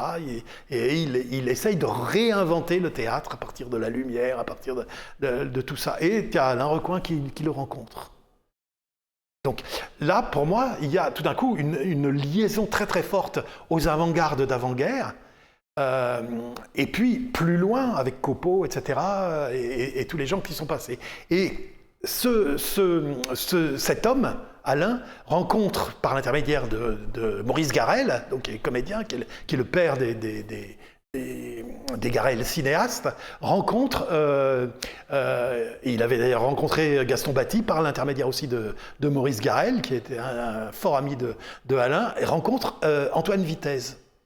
Et les deux, et là c'est pas seulement Alain et Antoine qui se rassemblent, mais c'est deux familles qui se rassemblent. La famille du théâtre, celui qui fait nommément du théâtre et celui qui fait nommément de la marionnette, mais qui, l'un et l'autre, sont liés par la même passion. Et ensemble, ils vont, à plusieurs moments, travailler à réaliser des spectacles de marionnettes, ensemble. Et donc ça va les amener jusqu'au Théâtre national de Chaillot, dont je parlais tout à l'heure, et la fameuse controverse du Castelet, qui est importante parce que à ce moment-là, donc disons que depuis les années 50 on va dire depuis les années 60. C'est-à-dire, dans les années 50, on travaille dans les cabarets, on travaille dans les écoles, on travaille à la télévision, les premières émissions de télévision avec des marionnettes, etc. On travaille pour les enfants quand on est marionnettiste. Et dans les cabarets pour les adultes et de façon très brève. Donc Recoing a fait tout ça. Et puis on entre dans les années 60. Malraux transforme la décentralisation théâtrale, etc. On sait, et il fait venir au Théâtre des Nations le Bunraku. Et il ouvre les centres dramatiques nationaux, sont créés, les maisons de la culture, etc. Des grands plateaux s'offrent aux marionnettistes. Les marionnettistes, on ne peut pas jouer avec nos Castelets dans les grands centres. Donc, ils essayent d'inventer des scénographies différentes. Donc, Alain est pile là-dedans. Vitesse, tous les spectacles qu'il montrera avec Alain sont hors Castelet, ou si un Castelet il est symbolique, ou le Castelet est éclaté. Enfin, bref, il travaille à côté du Castelet pour être, visible sur ces scènes. Donc, il y a donc des années 60 aux années 80, il y a toute une transformation du théâtre de marionnettiste. C'est-à-dire, dans la tête des gens, ça reste le petit Castelet de Guignol, cette chose-là. Mais dans la réalité des artistes, c'est déjà une grande transformation qui a lieu, quoi. Et puis en 80, Vitesse dirige le Théâtre national de Chaillot et il dit « Je voudrais un Castelet à l'intérieur du théâtre. Un Castelet. Et je voudrais, pire, je voudrais que ça s'adresse aux enfants. » Donc c'était pour Alain une grande déception, parce que tout d'un coup, tout l'espoir qu'avaient mis les marionnettistes à devenir des vrais gens de théâtre, quoi, en fait, équivalent en tout cas avec un art un petit peu différent, semblait repoussé tout d'un coup, parce que Vitesse voulait tenter une expérience qui, aux yeux d'Alain, était rétrograde. Mais l'expérience que voulait tenter Vitesse n'était pas forcément si rétrograde que ça. C'est-à-dire Vitesse, lui, il avait une autre idée. C'est-à-dire il recherchait ce dont on parlait tout à l'heure quand je vous parlais du Castelet, c'est-à-dire sa théâtralité même. C'est-à-dire la possibilité que dans Chaillot, il y ait connexion avec le théâtre. Un petit théâtre dans le ventre du grand, ça ne veut pas dire qu'il est plus petit, ça veut dire qu'il est différent. C'est-à-dire que les comédiens y trouveraient une façon différente d'être et d'exister à cet endroit, et une façon différente de jouer. Mais que pour trouver cette façon différente, il fallait expérimenter le paradoxe de l'invisibilité du manipulateur, ce dont on ne voulait pas du tout entendre parler à ce moment-là. Et il l'a prouvé en faisant le Faust. C'est-à-dire, premier spectacle de Vitesse, c'est Faust. Un grand Faust qui dure 4 heures, avec une scène en épi devant, enfin un truc énorme. À l'entracte de Faust, il y avait Soulier et Grunewald qui sortaient, qui jouaient dans la pièce, qui étaient des comédiens qui étaient sur le grand plateau, les salles immenses de Chaillot, et ils sortaient, ils avaient leur petit drapeau, leur petite comme ça, et ils sortaient et ils jouaient Faust en 5 minutes, à l'entracte, pour les gens comme ça. Ils racontaient la situation en tout petit. Et pour les enfants, il y avait le Castelet d'Agnès van Molder, là, qui avait été dessiné par Cocos, là tu le vois, ce Castelet-là, qui a été dessiné pour Faust, et Agnès van Molder avait mis en scène donc Soulier, Grunewald dans un Faust qui s'adressait aux enfants. C'est-à-dire que tout d'un coup, l'idée c'était que des grands auteurs puissent faire les grands drames comme Faust avait vu à Francfort les manipulateurs de marionnettes et ça l'avait inspiré pour écrire son Faust, ou comme à Rouen ou je ne sais où en Normandie, Flaubert avait vu Saint-Antoine joué par des marionnettistes. Vitesse voulait qu'il y ait ces grandes œuvres tout d'un coup en petit. Et il s'était dit, mais comment fabriquer ce répertoire? Donc j'ai besoin d'écrivains. Et on va faire cet exercice du cauchemar des classiques, ce qu'il appelait le cauchemar des classiques. On va demander aux acteurs qui sont là de raconter Andromaque. Vas-y, raconte-moi Andromaque. Mais alors l'acteur, il a peut-être même jamais lu Andromaque. Il doit dire quelque chose. C'est un cauchemar. Vas-y, dis. Il dit quelque chose et il y a un souvenir qui apparaît d'Andromaque ou je ne sais quoi. Et il dit, mais c'est ça l'œuvre. C'est précisément cette chose que l'on va approcher. Est-ce qu'on ne peut pas mettre des écrivains qui travaillent comme ça et de là on tire une autre œuvre essentielle qui est la mémoire des œuvres. Et donc du coup, il ramenait en quelque sorte le théâtre de marionnettistes qui doucement s'écartait, c'était la naissance du théâtre d'objets dans les années 80, qui doucement s'écartait du théâtre, lui il le ramenait vers le théâtre. Mais dans toute sa programmation, il y a eu des choses qui se sont faites en Castelet, mais beaucoup n'ont pas été faites en Castelet. Et puis surtout, il avait amené des moyens considérables, des moyens financiers, des moyens... C'est-à-dire, les acteurs étaient payés comme les comédiens, les équipes étaient aidées par des techniciens tout autour, les régisseurs, les accessoiristes, etc. Et il y avait... on répétait 6 semaines dans le théâtre. Vous imaginez. Et puis, pour les spectacles qui ont eu les plus grandes exploitations, 6 semaines de représentation, à parfois 2 fois par jour. Donc c'est considérable. Et il y a eu, je ne les ai pas comptés, il y a un accordéon derrière toi, mais on les comptera après. Mais il y a eu un nombre très très considérable de spectacles qui ont eu lieu entre 81 et 89. Donc 89, ensuite, il est nommé à la Comédie Française et c'est Savary qui reprend. Et Savary reprend quand même les marionnettes qui marchaient très bien. Il y avait du public. Tu vois, sur 6 semaines, il y avait du public. Et Savary reprend, mais il dit « Oh, mais c'est pas bien ». Alors, Vitesse avait mis les Castelets dans le grand foyer ou dans les escaliers. Enfin, ça dépendait des moments où il essayait d'utiliser tous les espaces de Chaillot pour faire du théâtre. Et ça ne plaisait pas à Savary, et Savary a dit c'est scandaleux, on va mettre ça dans la salle Gémier, qui est une grande salle. Et donc, dans la grande salle de Gémier, c'était super, il n'y en avait plus qu'un, tu vois. Et ça durait pareil sur une exploitation très très grande, mais la condition c'était que le spectacle se démonte très vite pour le spectacle du soir, qui avait quand même son importance. Donc les conditions changeaient, c'est-à-dire la minorisation existait encore, mais à cet endroit, un comédien comme Daniel Soulier a fait de nombreuses œuvres. Tous les ans, il avait quasiment une salle pour lui. Et là, il travaillait sur grand plateau. À un moment, on s'est mis à penser grand plateau, des Malraux d'ailleurs. Mais là, on demandait des spectacles très très grand plateau. Là, c'était le cas, c'était Gémier. Et lui, il le faisait. Mais on n'était plus dans ces échelles et ces jeux de proportions que permettait la manipulation cachée. On était vraiment dans la manipulation à vue, etc., mais qui appartiennent complètement. Mais on n'était plus dans dans ce raffinement que permet la manipulation cachée. Et donc, pour revenir à ma question, c'était sur l'identité du théâtre aux mains nues. Et là, on est revenu beaucoup dans le temps. Oui. Comment tu te places là-dedans et comment tu vois la suite? Donc, il y a ces deux personnes, tu vois, qui pour moi sont vraiment... Vitesse s'invite aussi pour toi dans l'école du Vitesse, théâtre. donc on a nommé nos lieux, tu vois, différents. Donc la salle d'exercice, le studio de répétition, c'est la salle Antoine Vitesse. L'atelier, c'est l'atelier Maryse Lebris. Maryse étant l'épouse de Alain Recoing et lui faisant toutes ses marionnettes. Et la salle de représentation qui est ici, c'est la salle Alain Recoing.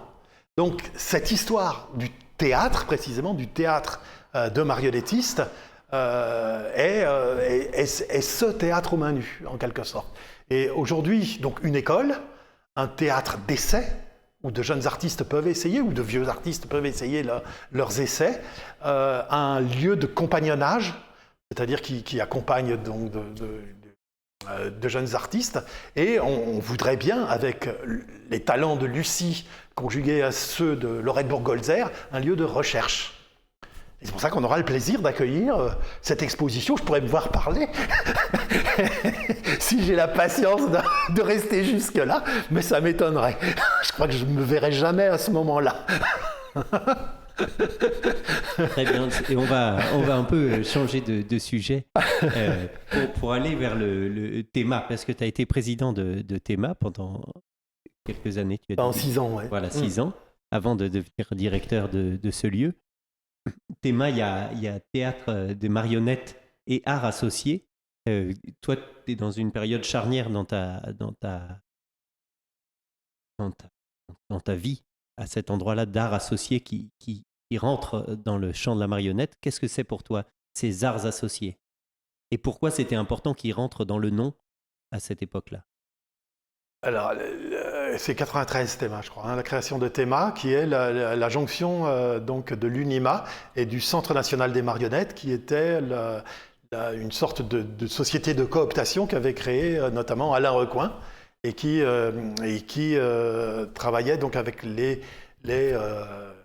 autodésignés meilleurs marionnettistes de France. Ceux qui avaient un soutien de l'État aussi et de la région Pas forcément, à l'époque, tu sais, il y avait pas, ça n'existait pas trop, ça, pour les marionnettistes. Non, ceux qui avaient des amis, en quelque sorte, qui s'étaient rassemblés et qui travaillaient de cette façon-là, quoi. Et qu'est-ce que tu m'as demandé je ne me rappelle plus ce que tu m'as demandé. Pourquoi les arts associés? Qu'est-ce que ça représente Et donc pour toi? c'est Gentil, c'est Philippe Gentil, donc, qui est le premier président de Théma. Donc quand ces deux associations se rassemblent, il fallait quelqu'un de très représentatif. Donc Philippe Gentil était la vedette internationale absolument incontournable en France, pour un travail qu'on connaît en fait. Hein. Et il accepte d'être le président, et il dit mais c'est pas possible que les marionnettistes restent des marionnettistes, il y a bien tous les autres arts, et lui travaillait beaucoup la danse notamment, enfin tu vois les arts plastiques bien évidemment, etc. Donc il a pensé à associer d'autres arts. Mais à cette époque, donc dans les années 80 par là, naît le théâtre de cuisine, Manarf et tout ça, c'est-à-dire l'objet commence à naître. Puis t'as tout doucement en fait donc l'Institut arrive en 81 aussi, l'école en 87, tu vois, les choses commencent à se mettre en place.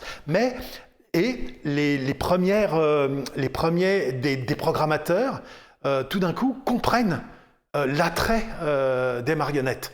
C'est-à-dire, ils ont donc notamment autour du Centre national des marionnettes qui essayait de faire une programmation. Ils comprennent que tout d'un coup, à cet endroit, il y a les arts qui se mélangent, c'est quelque chose qui va grandissant. Et les scènes changent, les Castelets sont éclatés, il y a le théâtre noir, il y a différentes formes qui commencent à exister et qui commencent à dépasser, qui ne sont plus forcément uniquement vers le théâtre, mais qui vont aller vers la danse, qui vont être petit à petit transdisciplinaires ou pluridisciplinaires. Et parfois même, des gens qui ne savent pas, qui font de la marionnette, vont se retrouver programmés dans des festivals de marionnettes. Tout d'un coup, on élargit le champ.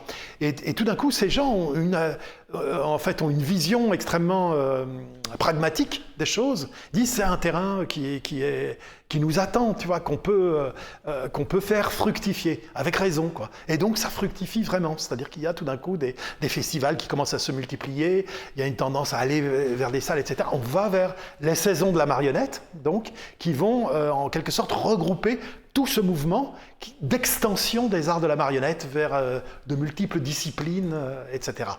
Et les saisons de la marionnette vont marquer en quelque sorte l'histoire parce que tout le monde va se rassembler autour de Théma pour avoir des salles, pour avoir des lieux de compagnie, pour avoir des festivals, pour avoir des moyens, pour avoir des tas de choses, et en tout cas pour faire exister la marionnette, avoir un diplôme à l'école, etc. Enfin des tas de choses, quoi. Et ça a marché. Ça a marché. Et donc c'était à la fois une extension des arts, etc. Et puis, Après, il y a juste eu un petit hic, c'est-à-dire que tout d'un coup, tout le monde était réuni, c'est-à-dire toutes les professions des arts de la marionnette étaient réunies, les programmateurs comme les artistes, comme tous les artisans de ces formes. Et puis, il y a eu cette idée absolument extraordinaire de faire une autre association. Donc déjà, c'est-à-dire quand tout le monde est réuni, l'idée de faire une autre association est quand même quelque chose de phénoménal. Alors, qu'est-ce que ça raconte au ministère?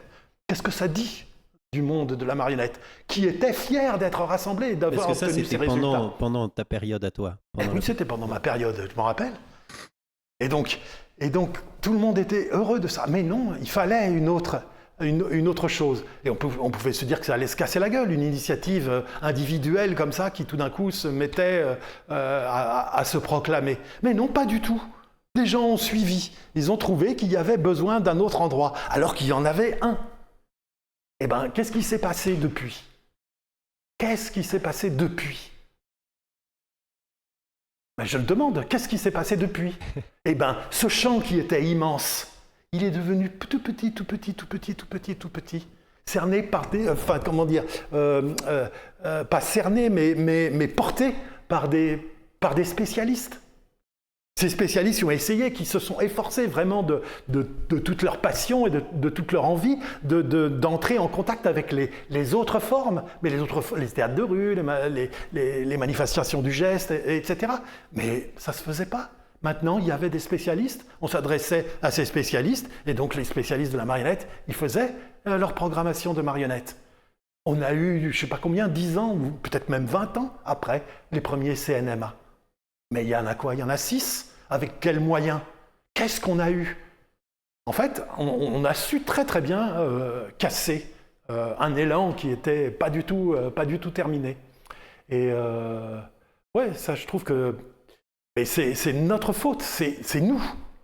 C'est nous, toute la profession comme ça, qui a toléré cette séparation. Qui a fait en sorte que c'était tout bénef pour tous les gens du ministère qui n'avaient qu'à attendre. Et toi, tu as parlé avec des gens du ministère, du coup, quand tu étais président de Théma. Ah oui, je parlais. Et comment tu les percevais? C'est des gens qui coopèrent complètement. C'est-à-dire, on était avec des gens qui marchaient avec nous.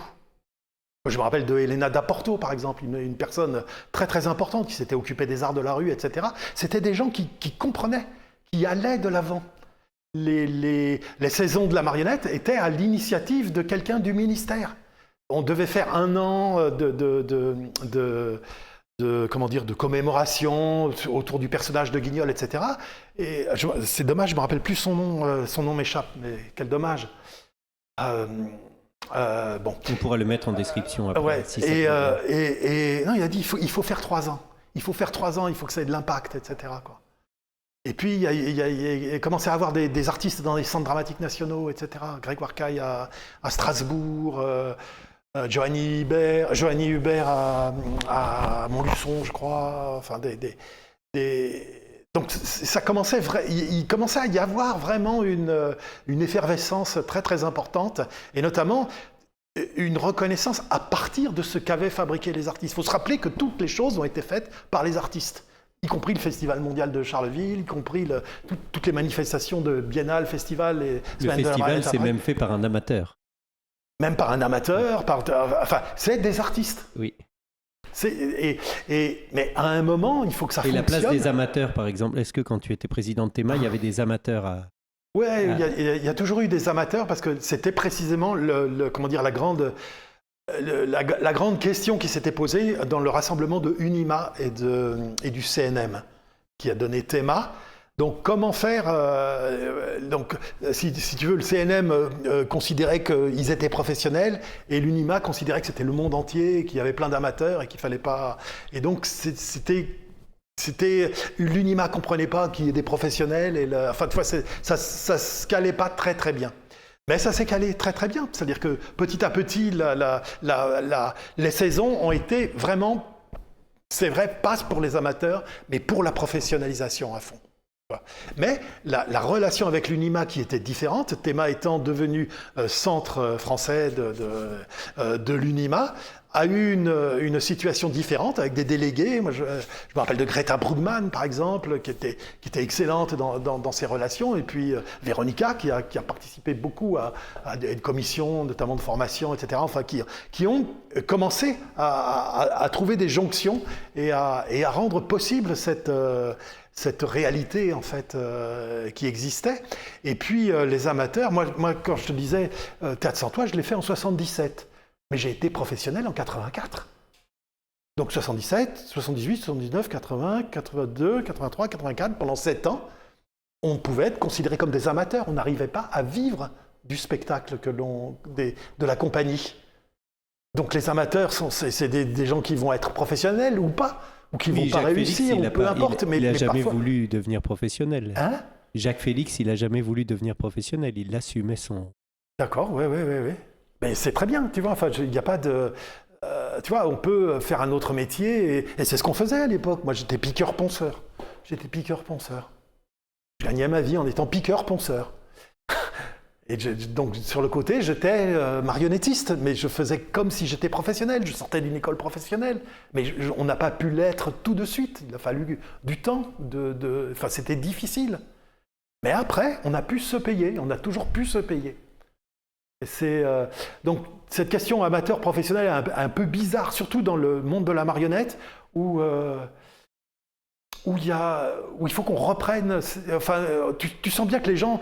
Enfin, tu travailles avec des enfants, tu travailles dans la rue, les gens sont contents, ils veulent se saisir de cette chose. Il y a quelque chose qui est de l'ordre de la vitalité humaine, qui n'est pas du tout de l'ordre d'une catégorie professionnelle ou d'une autre.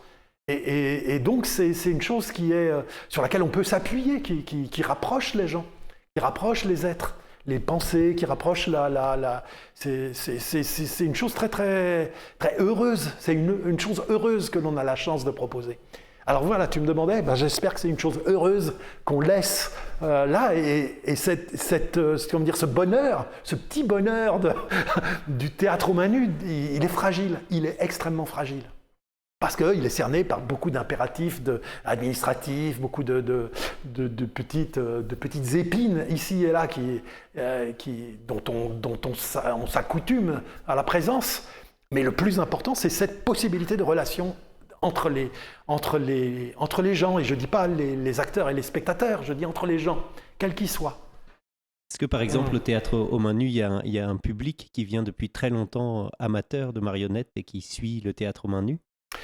Oui, il y a un public fidèle. Ouais. Il y a un public fidèle qui est composé à la fois d'anciens élèves. Il y a aussi des groupes amateurs en fait qui sont très très présents en fait, en tout cas au spectacle. Il y a quelques individus du monde de la marionnette, etc., qui viennent ici. Il y a, à mes yeux, trop peu de gens de la population qu'on arrive à mobiliser. Mais quand ils viennent, ils sont d'abord très très heureux.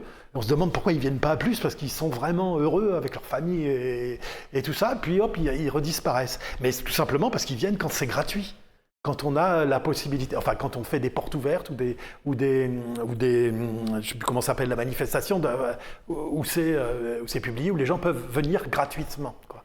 Et alors, le prix des places sont très bas. Enfin, tu vois, ça n'a pas... l'art est quand même très subventionné. Le prix des places ne reflète pas le coût du plateau. De manière générale, le coût de l'infrastructure, des administratifs et tout ça, il y a quand même... Oui, puis on a 49 places, quoi, tu vois. Enfin, ça ne sera pas rentable. Il faudrait mettre des places très très chères, etc., quoi. Mais du coup, cet endroit qui a une fonction sociale très très importante, ici, dans ce quartier, il pourrait disparaître. Alors, je ne crois pas qu'il va disparaître ou qu'il peut disparaître parce que il est très implanté et il a un outil complet. Il pourrait être CNMA à lui tout seul. Il a un atelier, il a des salles de répétition, il a des salles de représentation, une salle d'exposition, etc. Modeste, mais c'est ça, le ministère a peut-être tendance à voir plus grand. En tout cas, les lieux qui ont été conventionnés CNMA, c'est souvent des grandes salles. Non. Ah non, c'est vrai que en Bretagne, c'est pas si grand que ça. Je ne crois pas que ça soit très grand. Non, c'est peut-être un peu plus grand qu'ici. Ni à Amiens. Oui. Et du coup, le CNMA, il est au Mouffetard. Alors le CNMA, donc c'est le Mouffetard, donc on a fait un partenariat en fait, c'est-à-dire justement le Mouffetard n'avait pas d'atelier, on s'est dit en fait avec Isabelle que c'était intéressant de Parce nous qu'il fallait relayer. un atelier pour être CNMA, c'est ça? Oui, tu sais, il y a un cahier des charges, donc un cahier des charges assez imposant, il faut faire X création, X production, X... Enfin bon, il y a toute une litanie d'obligations pour devenir CNMA, quoi, tu vois. Donc nous, on n'avait pas cette carrure-là, en tout cas. On n'a pas de moyens, par exemple, pour recevoir. Il nous faudrait des moyens supplémentaires. Il faudrait qu'on soit CNMA pour avoir des moyens supplémentaires. Pour Mais la programmation, c'est ça qui vous manquait? par exemple, Oui. tu vois, nous, on n'a pas de moyen, aucun moyen de programmation ici, par exemple. Tu vois. Ce qui est complètement différent au Mouffetard, où il y a tous les moyens sont pour la production, et la diffusion de spectacles. Et Isabelle fait tout un programme, je crois que c'est un des seuls théâtres encore qui programme sur 2 semaines, voire 3 semaines, tu vois, des spectacles. Donc il y a un effort considérable qui est fait dans la mise en vitrine des objets marionnettiques. Et nous, on pourrait pas. Enfin, c'est pas notre vocation en même temps, quoi. Mais par contre, notre association a été importante pour Paris, en tout cas très très bien ressentie dans Paris. Elle a toujours fonctionné.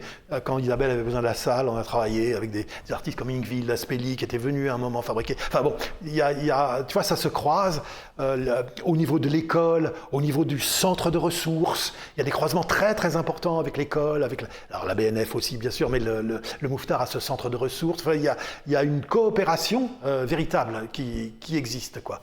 Donc l'ensemble, tu vois, la logique, c'est que l'ensemble pourrait être un CNMA, quoi, tu vois. Mais la salle du Mouffetard est difficile, tous les artistes pensent qu'il faut la changer, trouver autre chose, etc. Donc ça ne serait pas une solution que de solutionner cette histoire de salle, etc., simplement en nous rapprochant officiellement, puisque là, ça marche déjà. Donc un CNMA, pourquoi pas, mais qu'est-ce qu'il faudrait pour que ce soit vraiment un CNMA avec des possibilités réelles pour les artistes marionnettistes qui seraient accueillis. Et c'est ça qu'il faut discuter. Et donc c'est ce qui est en jeu en ce moment, et donc qui se discute, j'espère au plus haut niveau. Mais c'est quoi du coup le plus haut niveau? C'est le ministère, c'est la ville de Paris, c'est la région.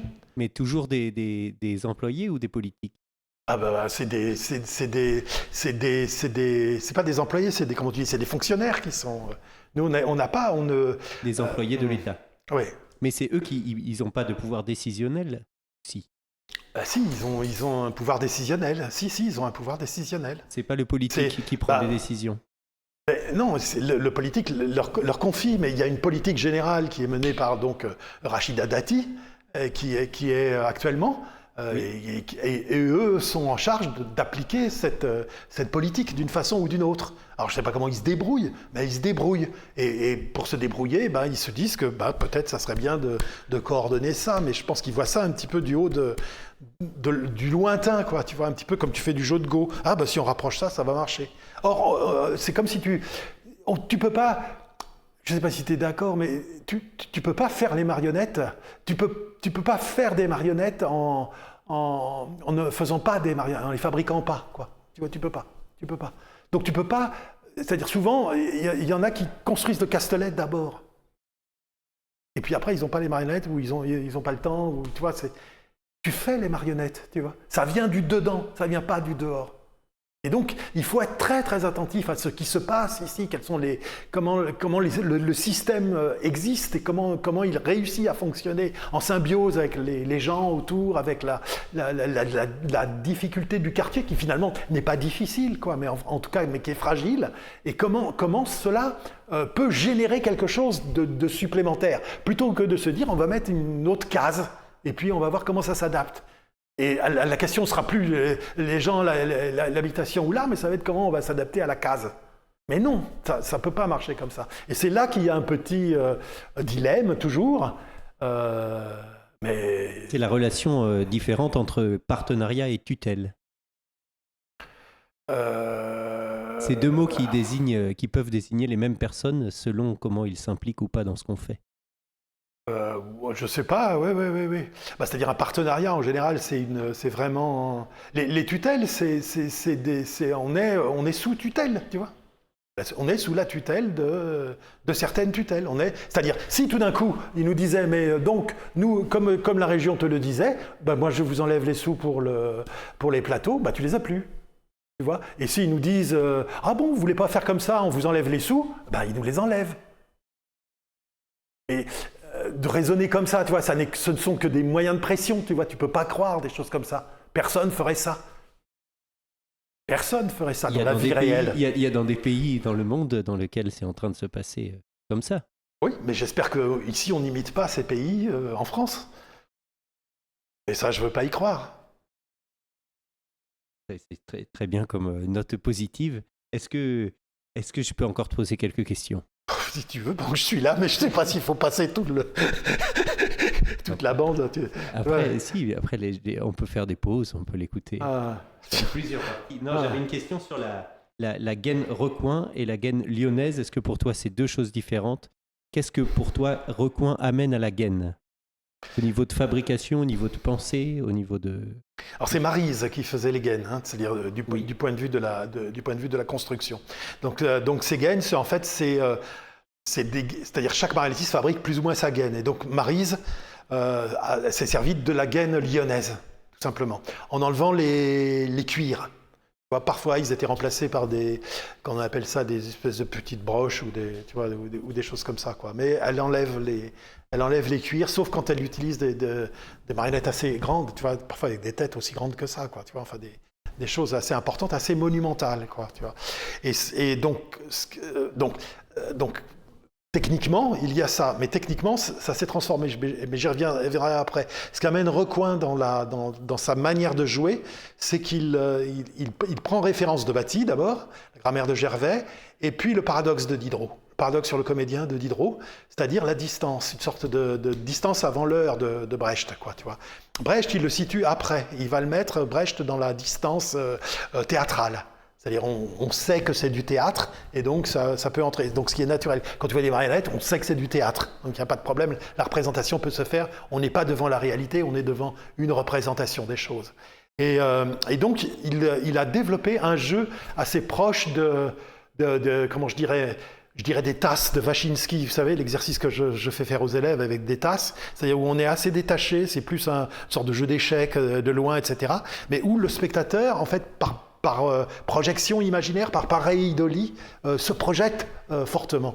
Et Alain, enfin à mes yeux en tout cas, exploitait beaucoup cette chose-là sans le nommer de cette façon, et il était assez distant avec ses marionnettes, et il fabriquait une géométrie dans l'espace avec ces marionnettes qui étaient très intéressantes. Donc les marionnettes de Maryse n'avaient pas besoin de colonne vertébrale, par exemple, c'était des signes. Il y avait comme un sémaphore qui bougeait, qui était complexe quand même, qui était vivant par la projection des spectateurs. Nous, quand on a changé la gaine avec le principe taïwanais, on a travaillé sur la colonne vertébrale. C'est-à-dire on saisit le col de la marionnette avec les doigts, et du coup tout l'arrière de la main ou le devant de la main, etc., devient une cathédrale, un peu comme si tu avais une mopette. Donc tu t'articules tout sur la colonne vertébrale et tu largues les gestes. Tu fais très peu de gestes. Donc les mains pendent ou pas, etc. Mais tu as une assise de colonne vertébrale. Et donc on a essayé donc ce principe, et on a vu qu'il était très intéressant pour l'analogie avec l'acteur. Travailler avec la colonne vertébrale, etc. Donc on l'a beaucoup développé ici. Et à Véronica, on a refait d'autres gaines à la façon de Recoing, mais dans lequel on a essayé d'implanter la possibilité de ce système. Donc dans un premier temps, elles étaient proches de notre système, et dans un second temps, en fait, Véronica a adapté complètement. C'est-à-dire, on peut jouer vraiment comme avec une gaine Recoing, mais on peut la déganter et se saisir en fait du col et jouer avec la colonne vertébrale. Quand on joue avec la colonne vertébrale, on n'est plus dans un jeu distant, à la Diderot, si je puis dire. On entre dans un jeu on entre dans un jeu intime, tu vois, enfin on est tiens, viens voir apparaître, viens dans le Castelet. Je me suis dit, gentil. Ouh, regarde les gens.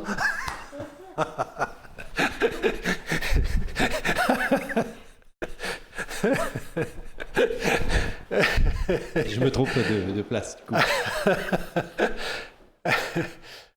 Oui, du coup, on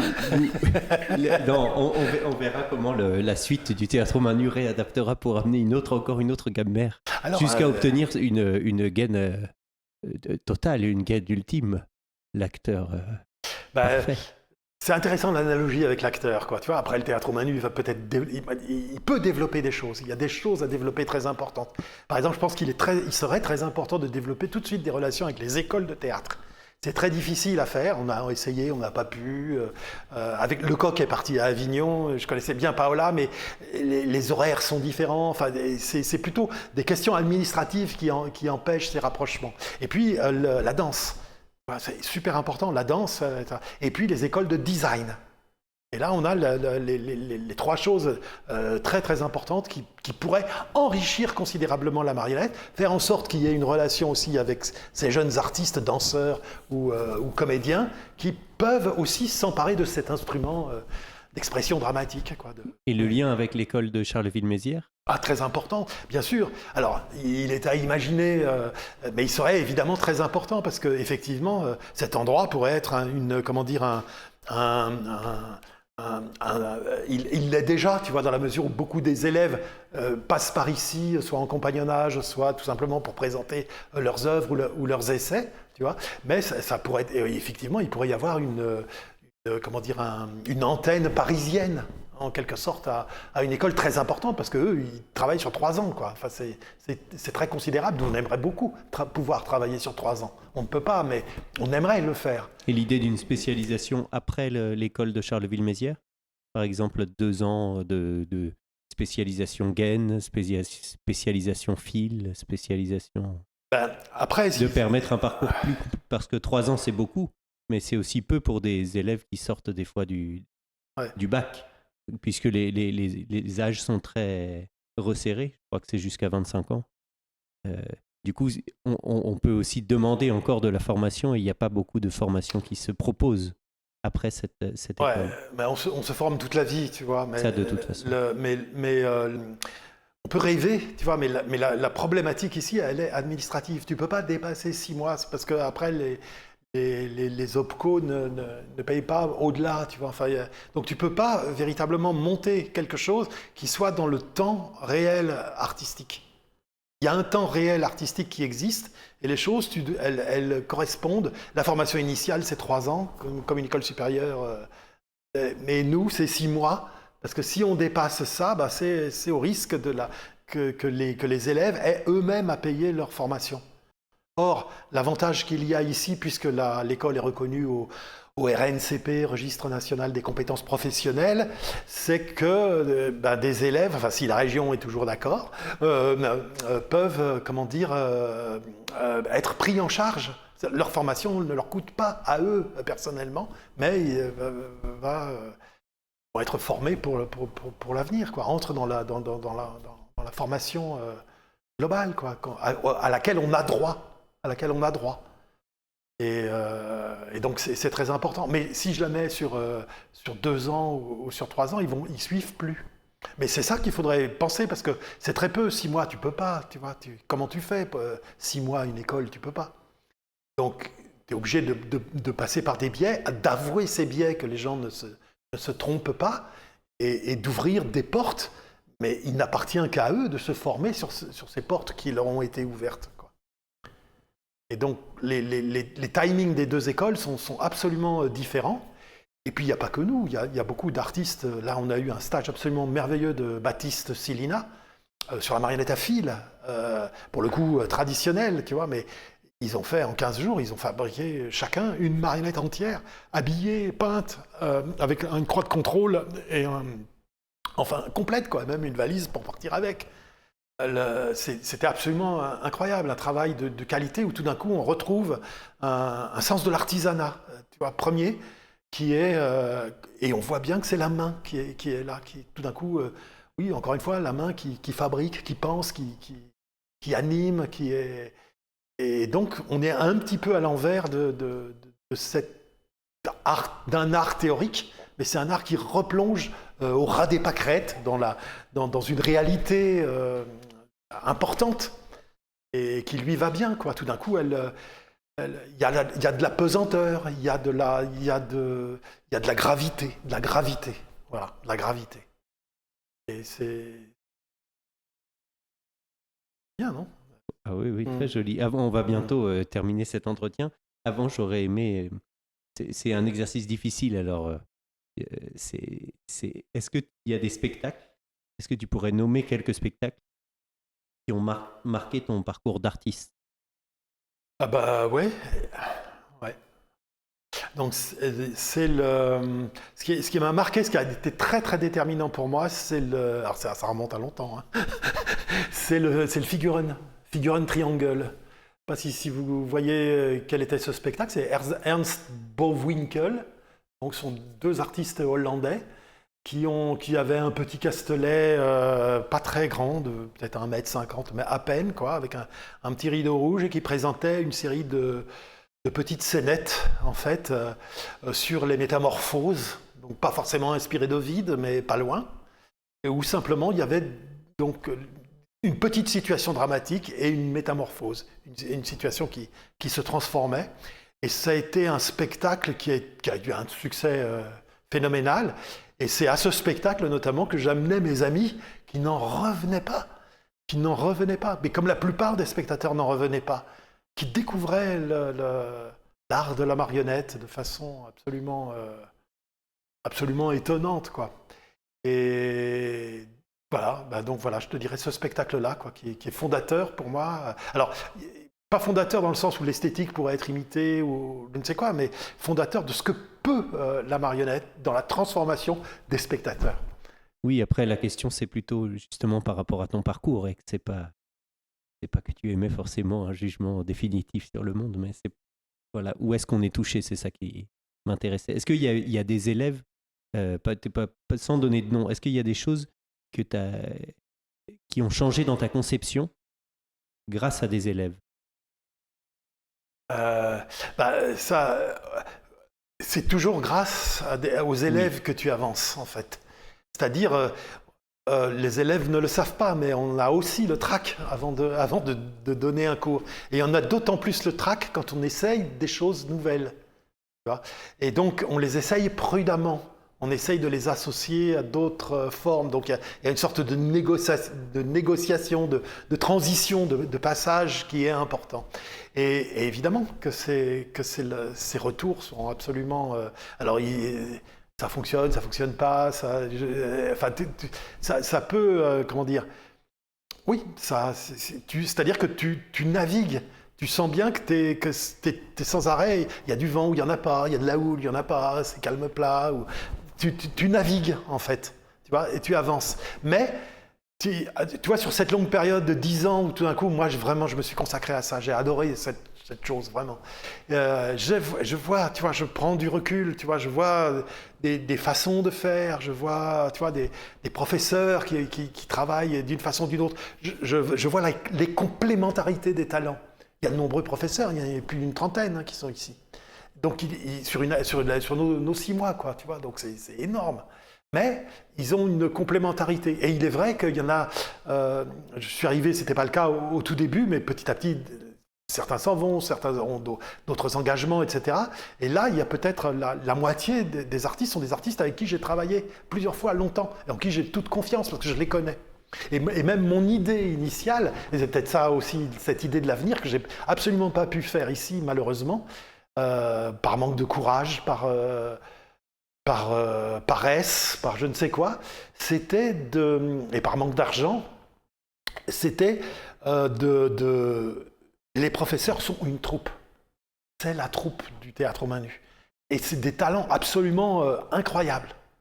Et leur place, elle est sur le théâtre, tout autant que les élèves. Et il faut qu'on puisse avoir des moyens pour monter quelque chose avec ces professeurs, quelques-uns, tu vois, essayer. C'est très important. S'il y a un CNMA un jour, il faut qu'ils se mettent ça dans la tête. Il faut qu'on retrouve cette idée de la troupe, comme il y avait les troupes dans les théâtres, avec les ateliers, avec ces choses-là. On a fait un entretien, le dernier entretien qu'on a fait qui va paraître avant le tien, c'est un entretien justement avec une directrice en Italie. donc peut-être que les gens auront déjà entendu cet entretien avant, qui est directrice d'une structure avec 15 artistes qui travaillent pour cette coopérative. C'est une coopérative. Ouais. Et du coup, c'est la coopérative qui gère eux-mêmes la formation et qui se permet de produire avec les mêmes personnes qui forment aussi. Donc il y a une possibilité à cet endroit-là et que j'invite les gens à écouter s'ils n'ont pas écouté déjà. Très bien. Est-ce que tu pourrais nous conseiller 3 livres? 3 livres. Pas pour moi, mais pour ceux qui nous écoutent, qui peuvent nous écouter maintenant ou dans 10 ans ou dans 20 ans. Je ne sais pas ce qui me vient par la tête, mais ça va être décevant, ça va être des livres anciens, mais Daniel m'a fait un grand plaisir. Daniel Soulier, dont je parlais, m'a offert en fait la version originale de Duranty. De 1860, avec les gravures de Duranty. Alors, personne ne pourra trouver ce livre si la question était cela, mais ce théâtre... À la BNF, peut-être, en contactant Joël à la BNF, Paul. quoi. Ce théâtre mérite d'être revu, relu et observé, tant par l'acuité ce qu'il appelle les petites mises en scène au début, les petits commentaires qu'il fait sur les pièces qu'il a lui-même écrites et dessinées, puisque c'est lui qui est l'auteur des gravures, j'ai appris ça par la suite. Et les personnages sont absolument savoureux, d'une contemporanéité, comme on dit, importante, et qu'on ne lit que très rarement du théâtre de marionnettiste. Alors, je suis désolé, ça va me recaler encore dans la vieillerie du Castelet, etc. Mais nous, on l'avait monté sans Castelet, par exemple. Mais je l'avais joué avec Castelet, avec Recoing d'ailleurs, dans le Chaillot, et c'est Daniel. Et là, on s'est revus grâce à cette exposition autour d'Agnès avec Daniel, et il m'a dit « Tiens Pierre, il n'y a qu'à toi que ça peut être ce truc ». J'étais super content. Voilà, ça c'est un chouette livre, ouais. Ouais. Donc un livre. Puis après, je sais pas, moi, lisez de la poésie. Il faut lire de la poésie, quoi. Est-ce que tu aurais 3 conseils pour ceux qui arrivent après toi? Pour ceux qui arrivent après moi? Ah oui. Oh non, je ne veux pas leur donner de conseils. Non. Moi, j'aurais été très embarrassé de conseils. Je trouve qu'Éloi a été d'une extrême, délicatesse vis-à-vis de moi. Il m'a fait confiance. Il m'a pas dit comment ça allait être ou je ne sais quoi. Il a pris des précautions. Il m'a bien expliqué la situation, comment les choses étaient, mais il m'a pas donné de conseils. Et je voudrais pas donner des conseils. Les choses vont changer, les choses vont évoluer. J'essaierai de les transmettre comme elles sont, du mieux possible, c'est-à-dire dans l'état, mais je peux pas donner de... Et des conseils à un artiste qui voudrait commencer à être marionnettiste? Commencer à être marionnettiste... Quelqu'un qui tombe sur la chaîne, il voit, tiens, ça parle de marionnettes, ce monsieur a l'air de savoir plein de choses. Qu'est-ce que tu lui dirais? Je lui dirais il faut faire très très attention à ne pas s'isoler. C'est-à-dire le marionnettiste, très vite, il peut être tout seul. En fait, c'est tout bête, quoi. En fait, tout d'un coup, il peut être à lui tout seul le monde entier et présenter ses personnages. Or, je pense que le réel plaisir et le réel apport de la marionnette, c'est ce travail choral dont je parlais tout à l'heure, c'est-à-dire d'être ensemble à montrer une œuvre collective. Et donc, pour être ensemble, il faut entrer, je ne fais pas de la publicité, mais il faut entrer dans des lieux comme les nôtres, aller dans des stages, apprendre des choses. Et en fait, dans tout stage, quelle que soit la façon dont ça se passe, on apprend quelque chose de nouveau. Il y a des savoir-faire, des savoirs manuels, des savoirs de jeu, des savoirs dramatiques qui se trouvent, qui sont posés, et il faut savoir les prendre, il faut savoir les saisir. C'est-à-dire que si nous n'avions pas su saisir la présence de ce maître Lu, d'avoir le kairos, là, de saisir par les cheveux maître Li, eh bien, la vie aurait été différente, certainement. Mais tout d'un coup, on apprend. Et en fait, on apprend quand on crée soi-même. C'est-à-dire pour bien apprendre, on ne peut pas que recevoir. C'est qu'on est en état, on prend ce qu'il y a, bien ou mal, et on sait le transformer. On sait le transformer. Voilà, moi je dirais ça, quoi. Donc il y a beaucoup de marionettistes, il faut les rencontrer, il faut trouver aussi comprendre cette micro-société qui existe dans les arts. Très bien, j'ai une dernière question.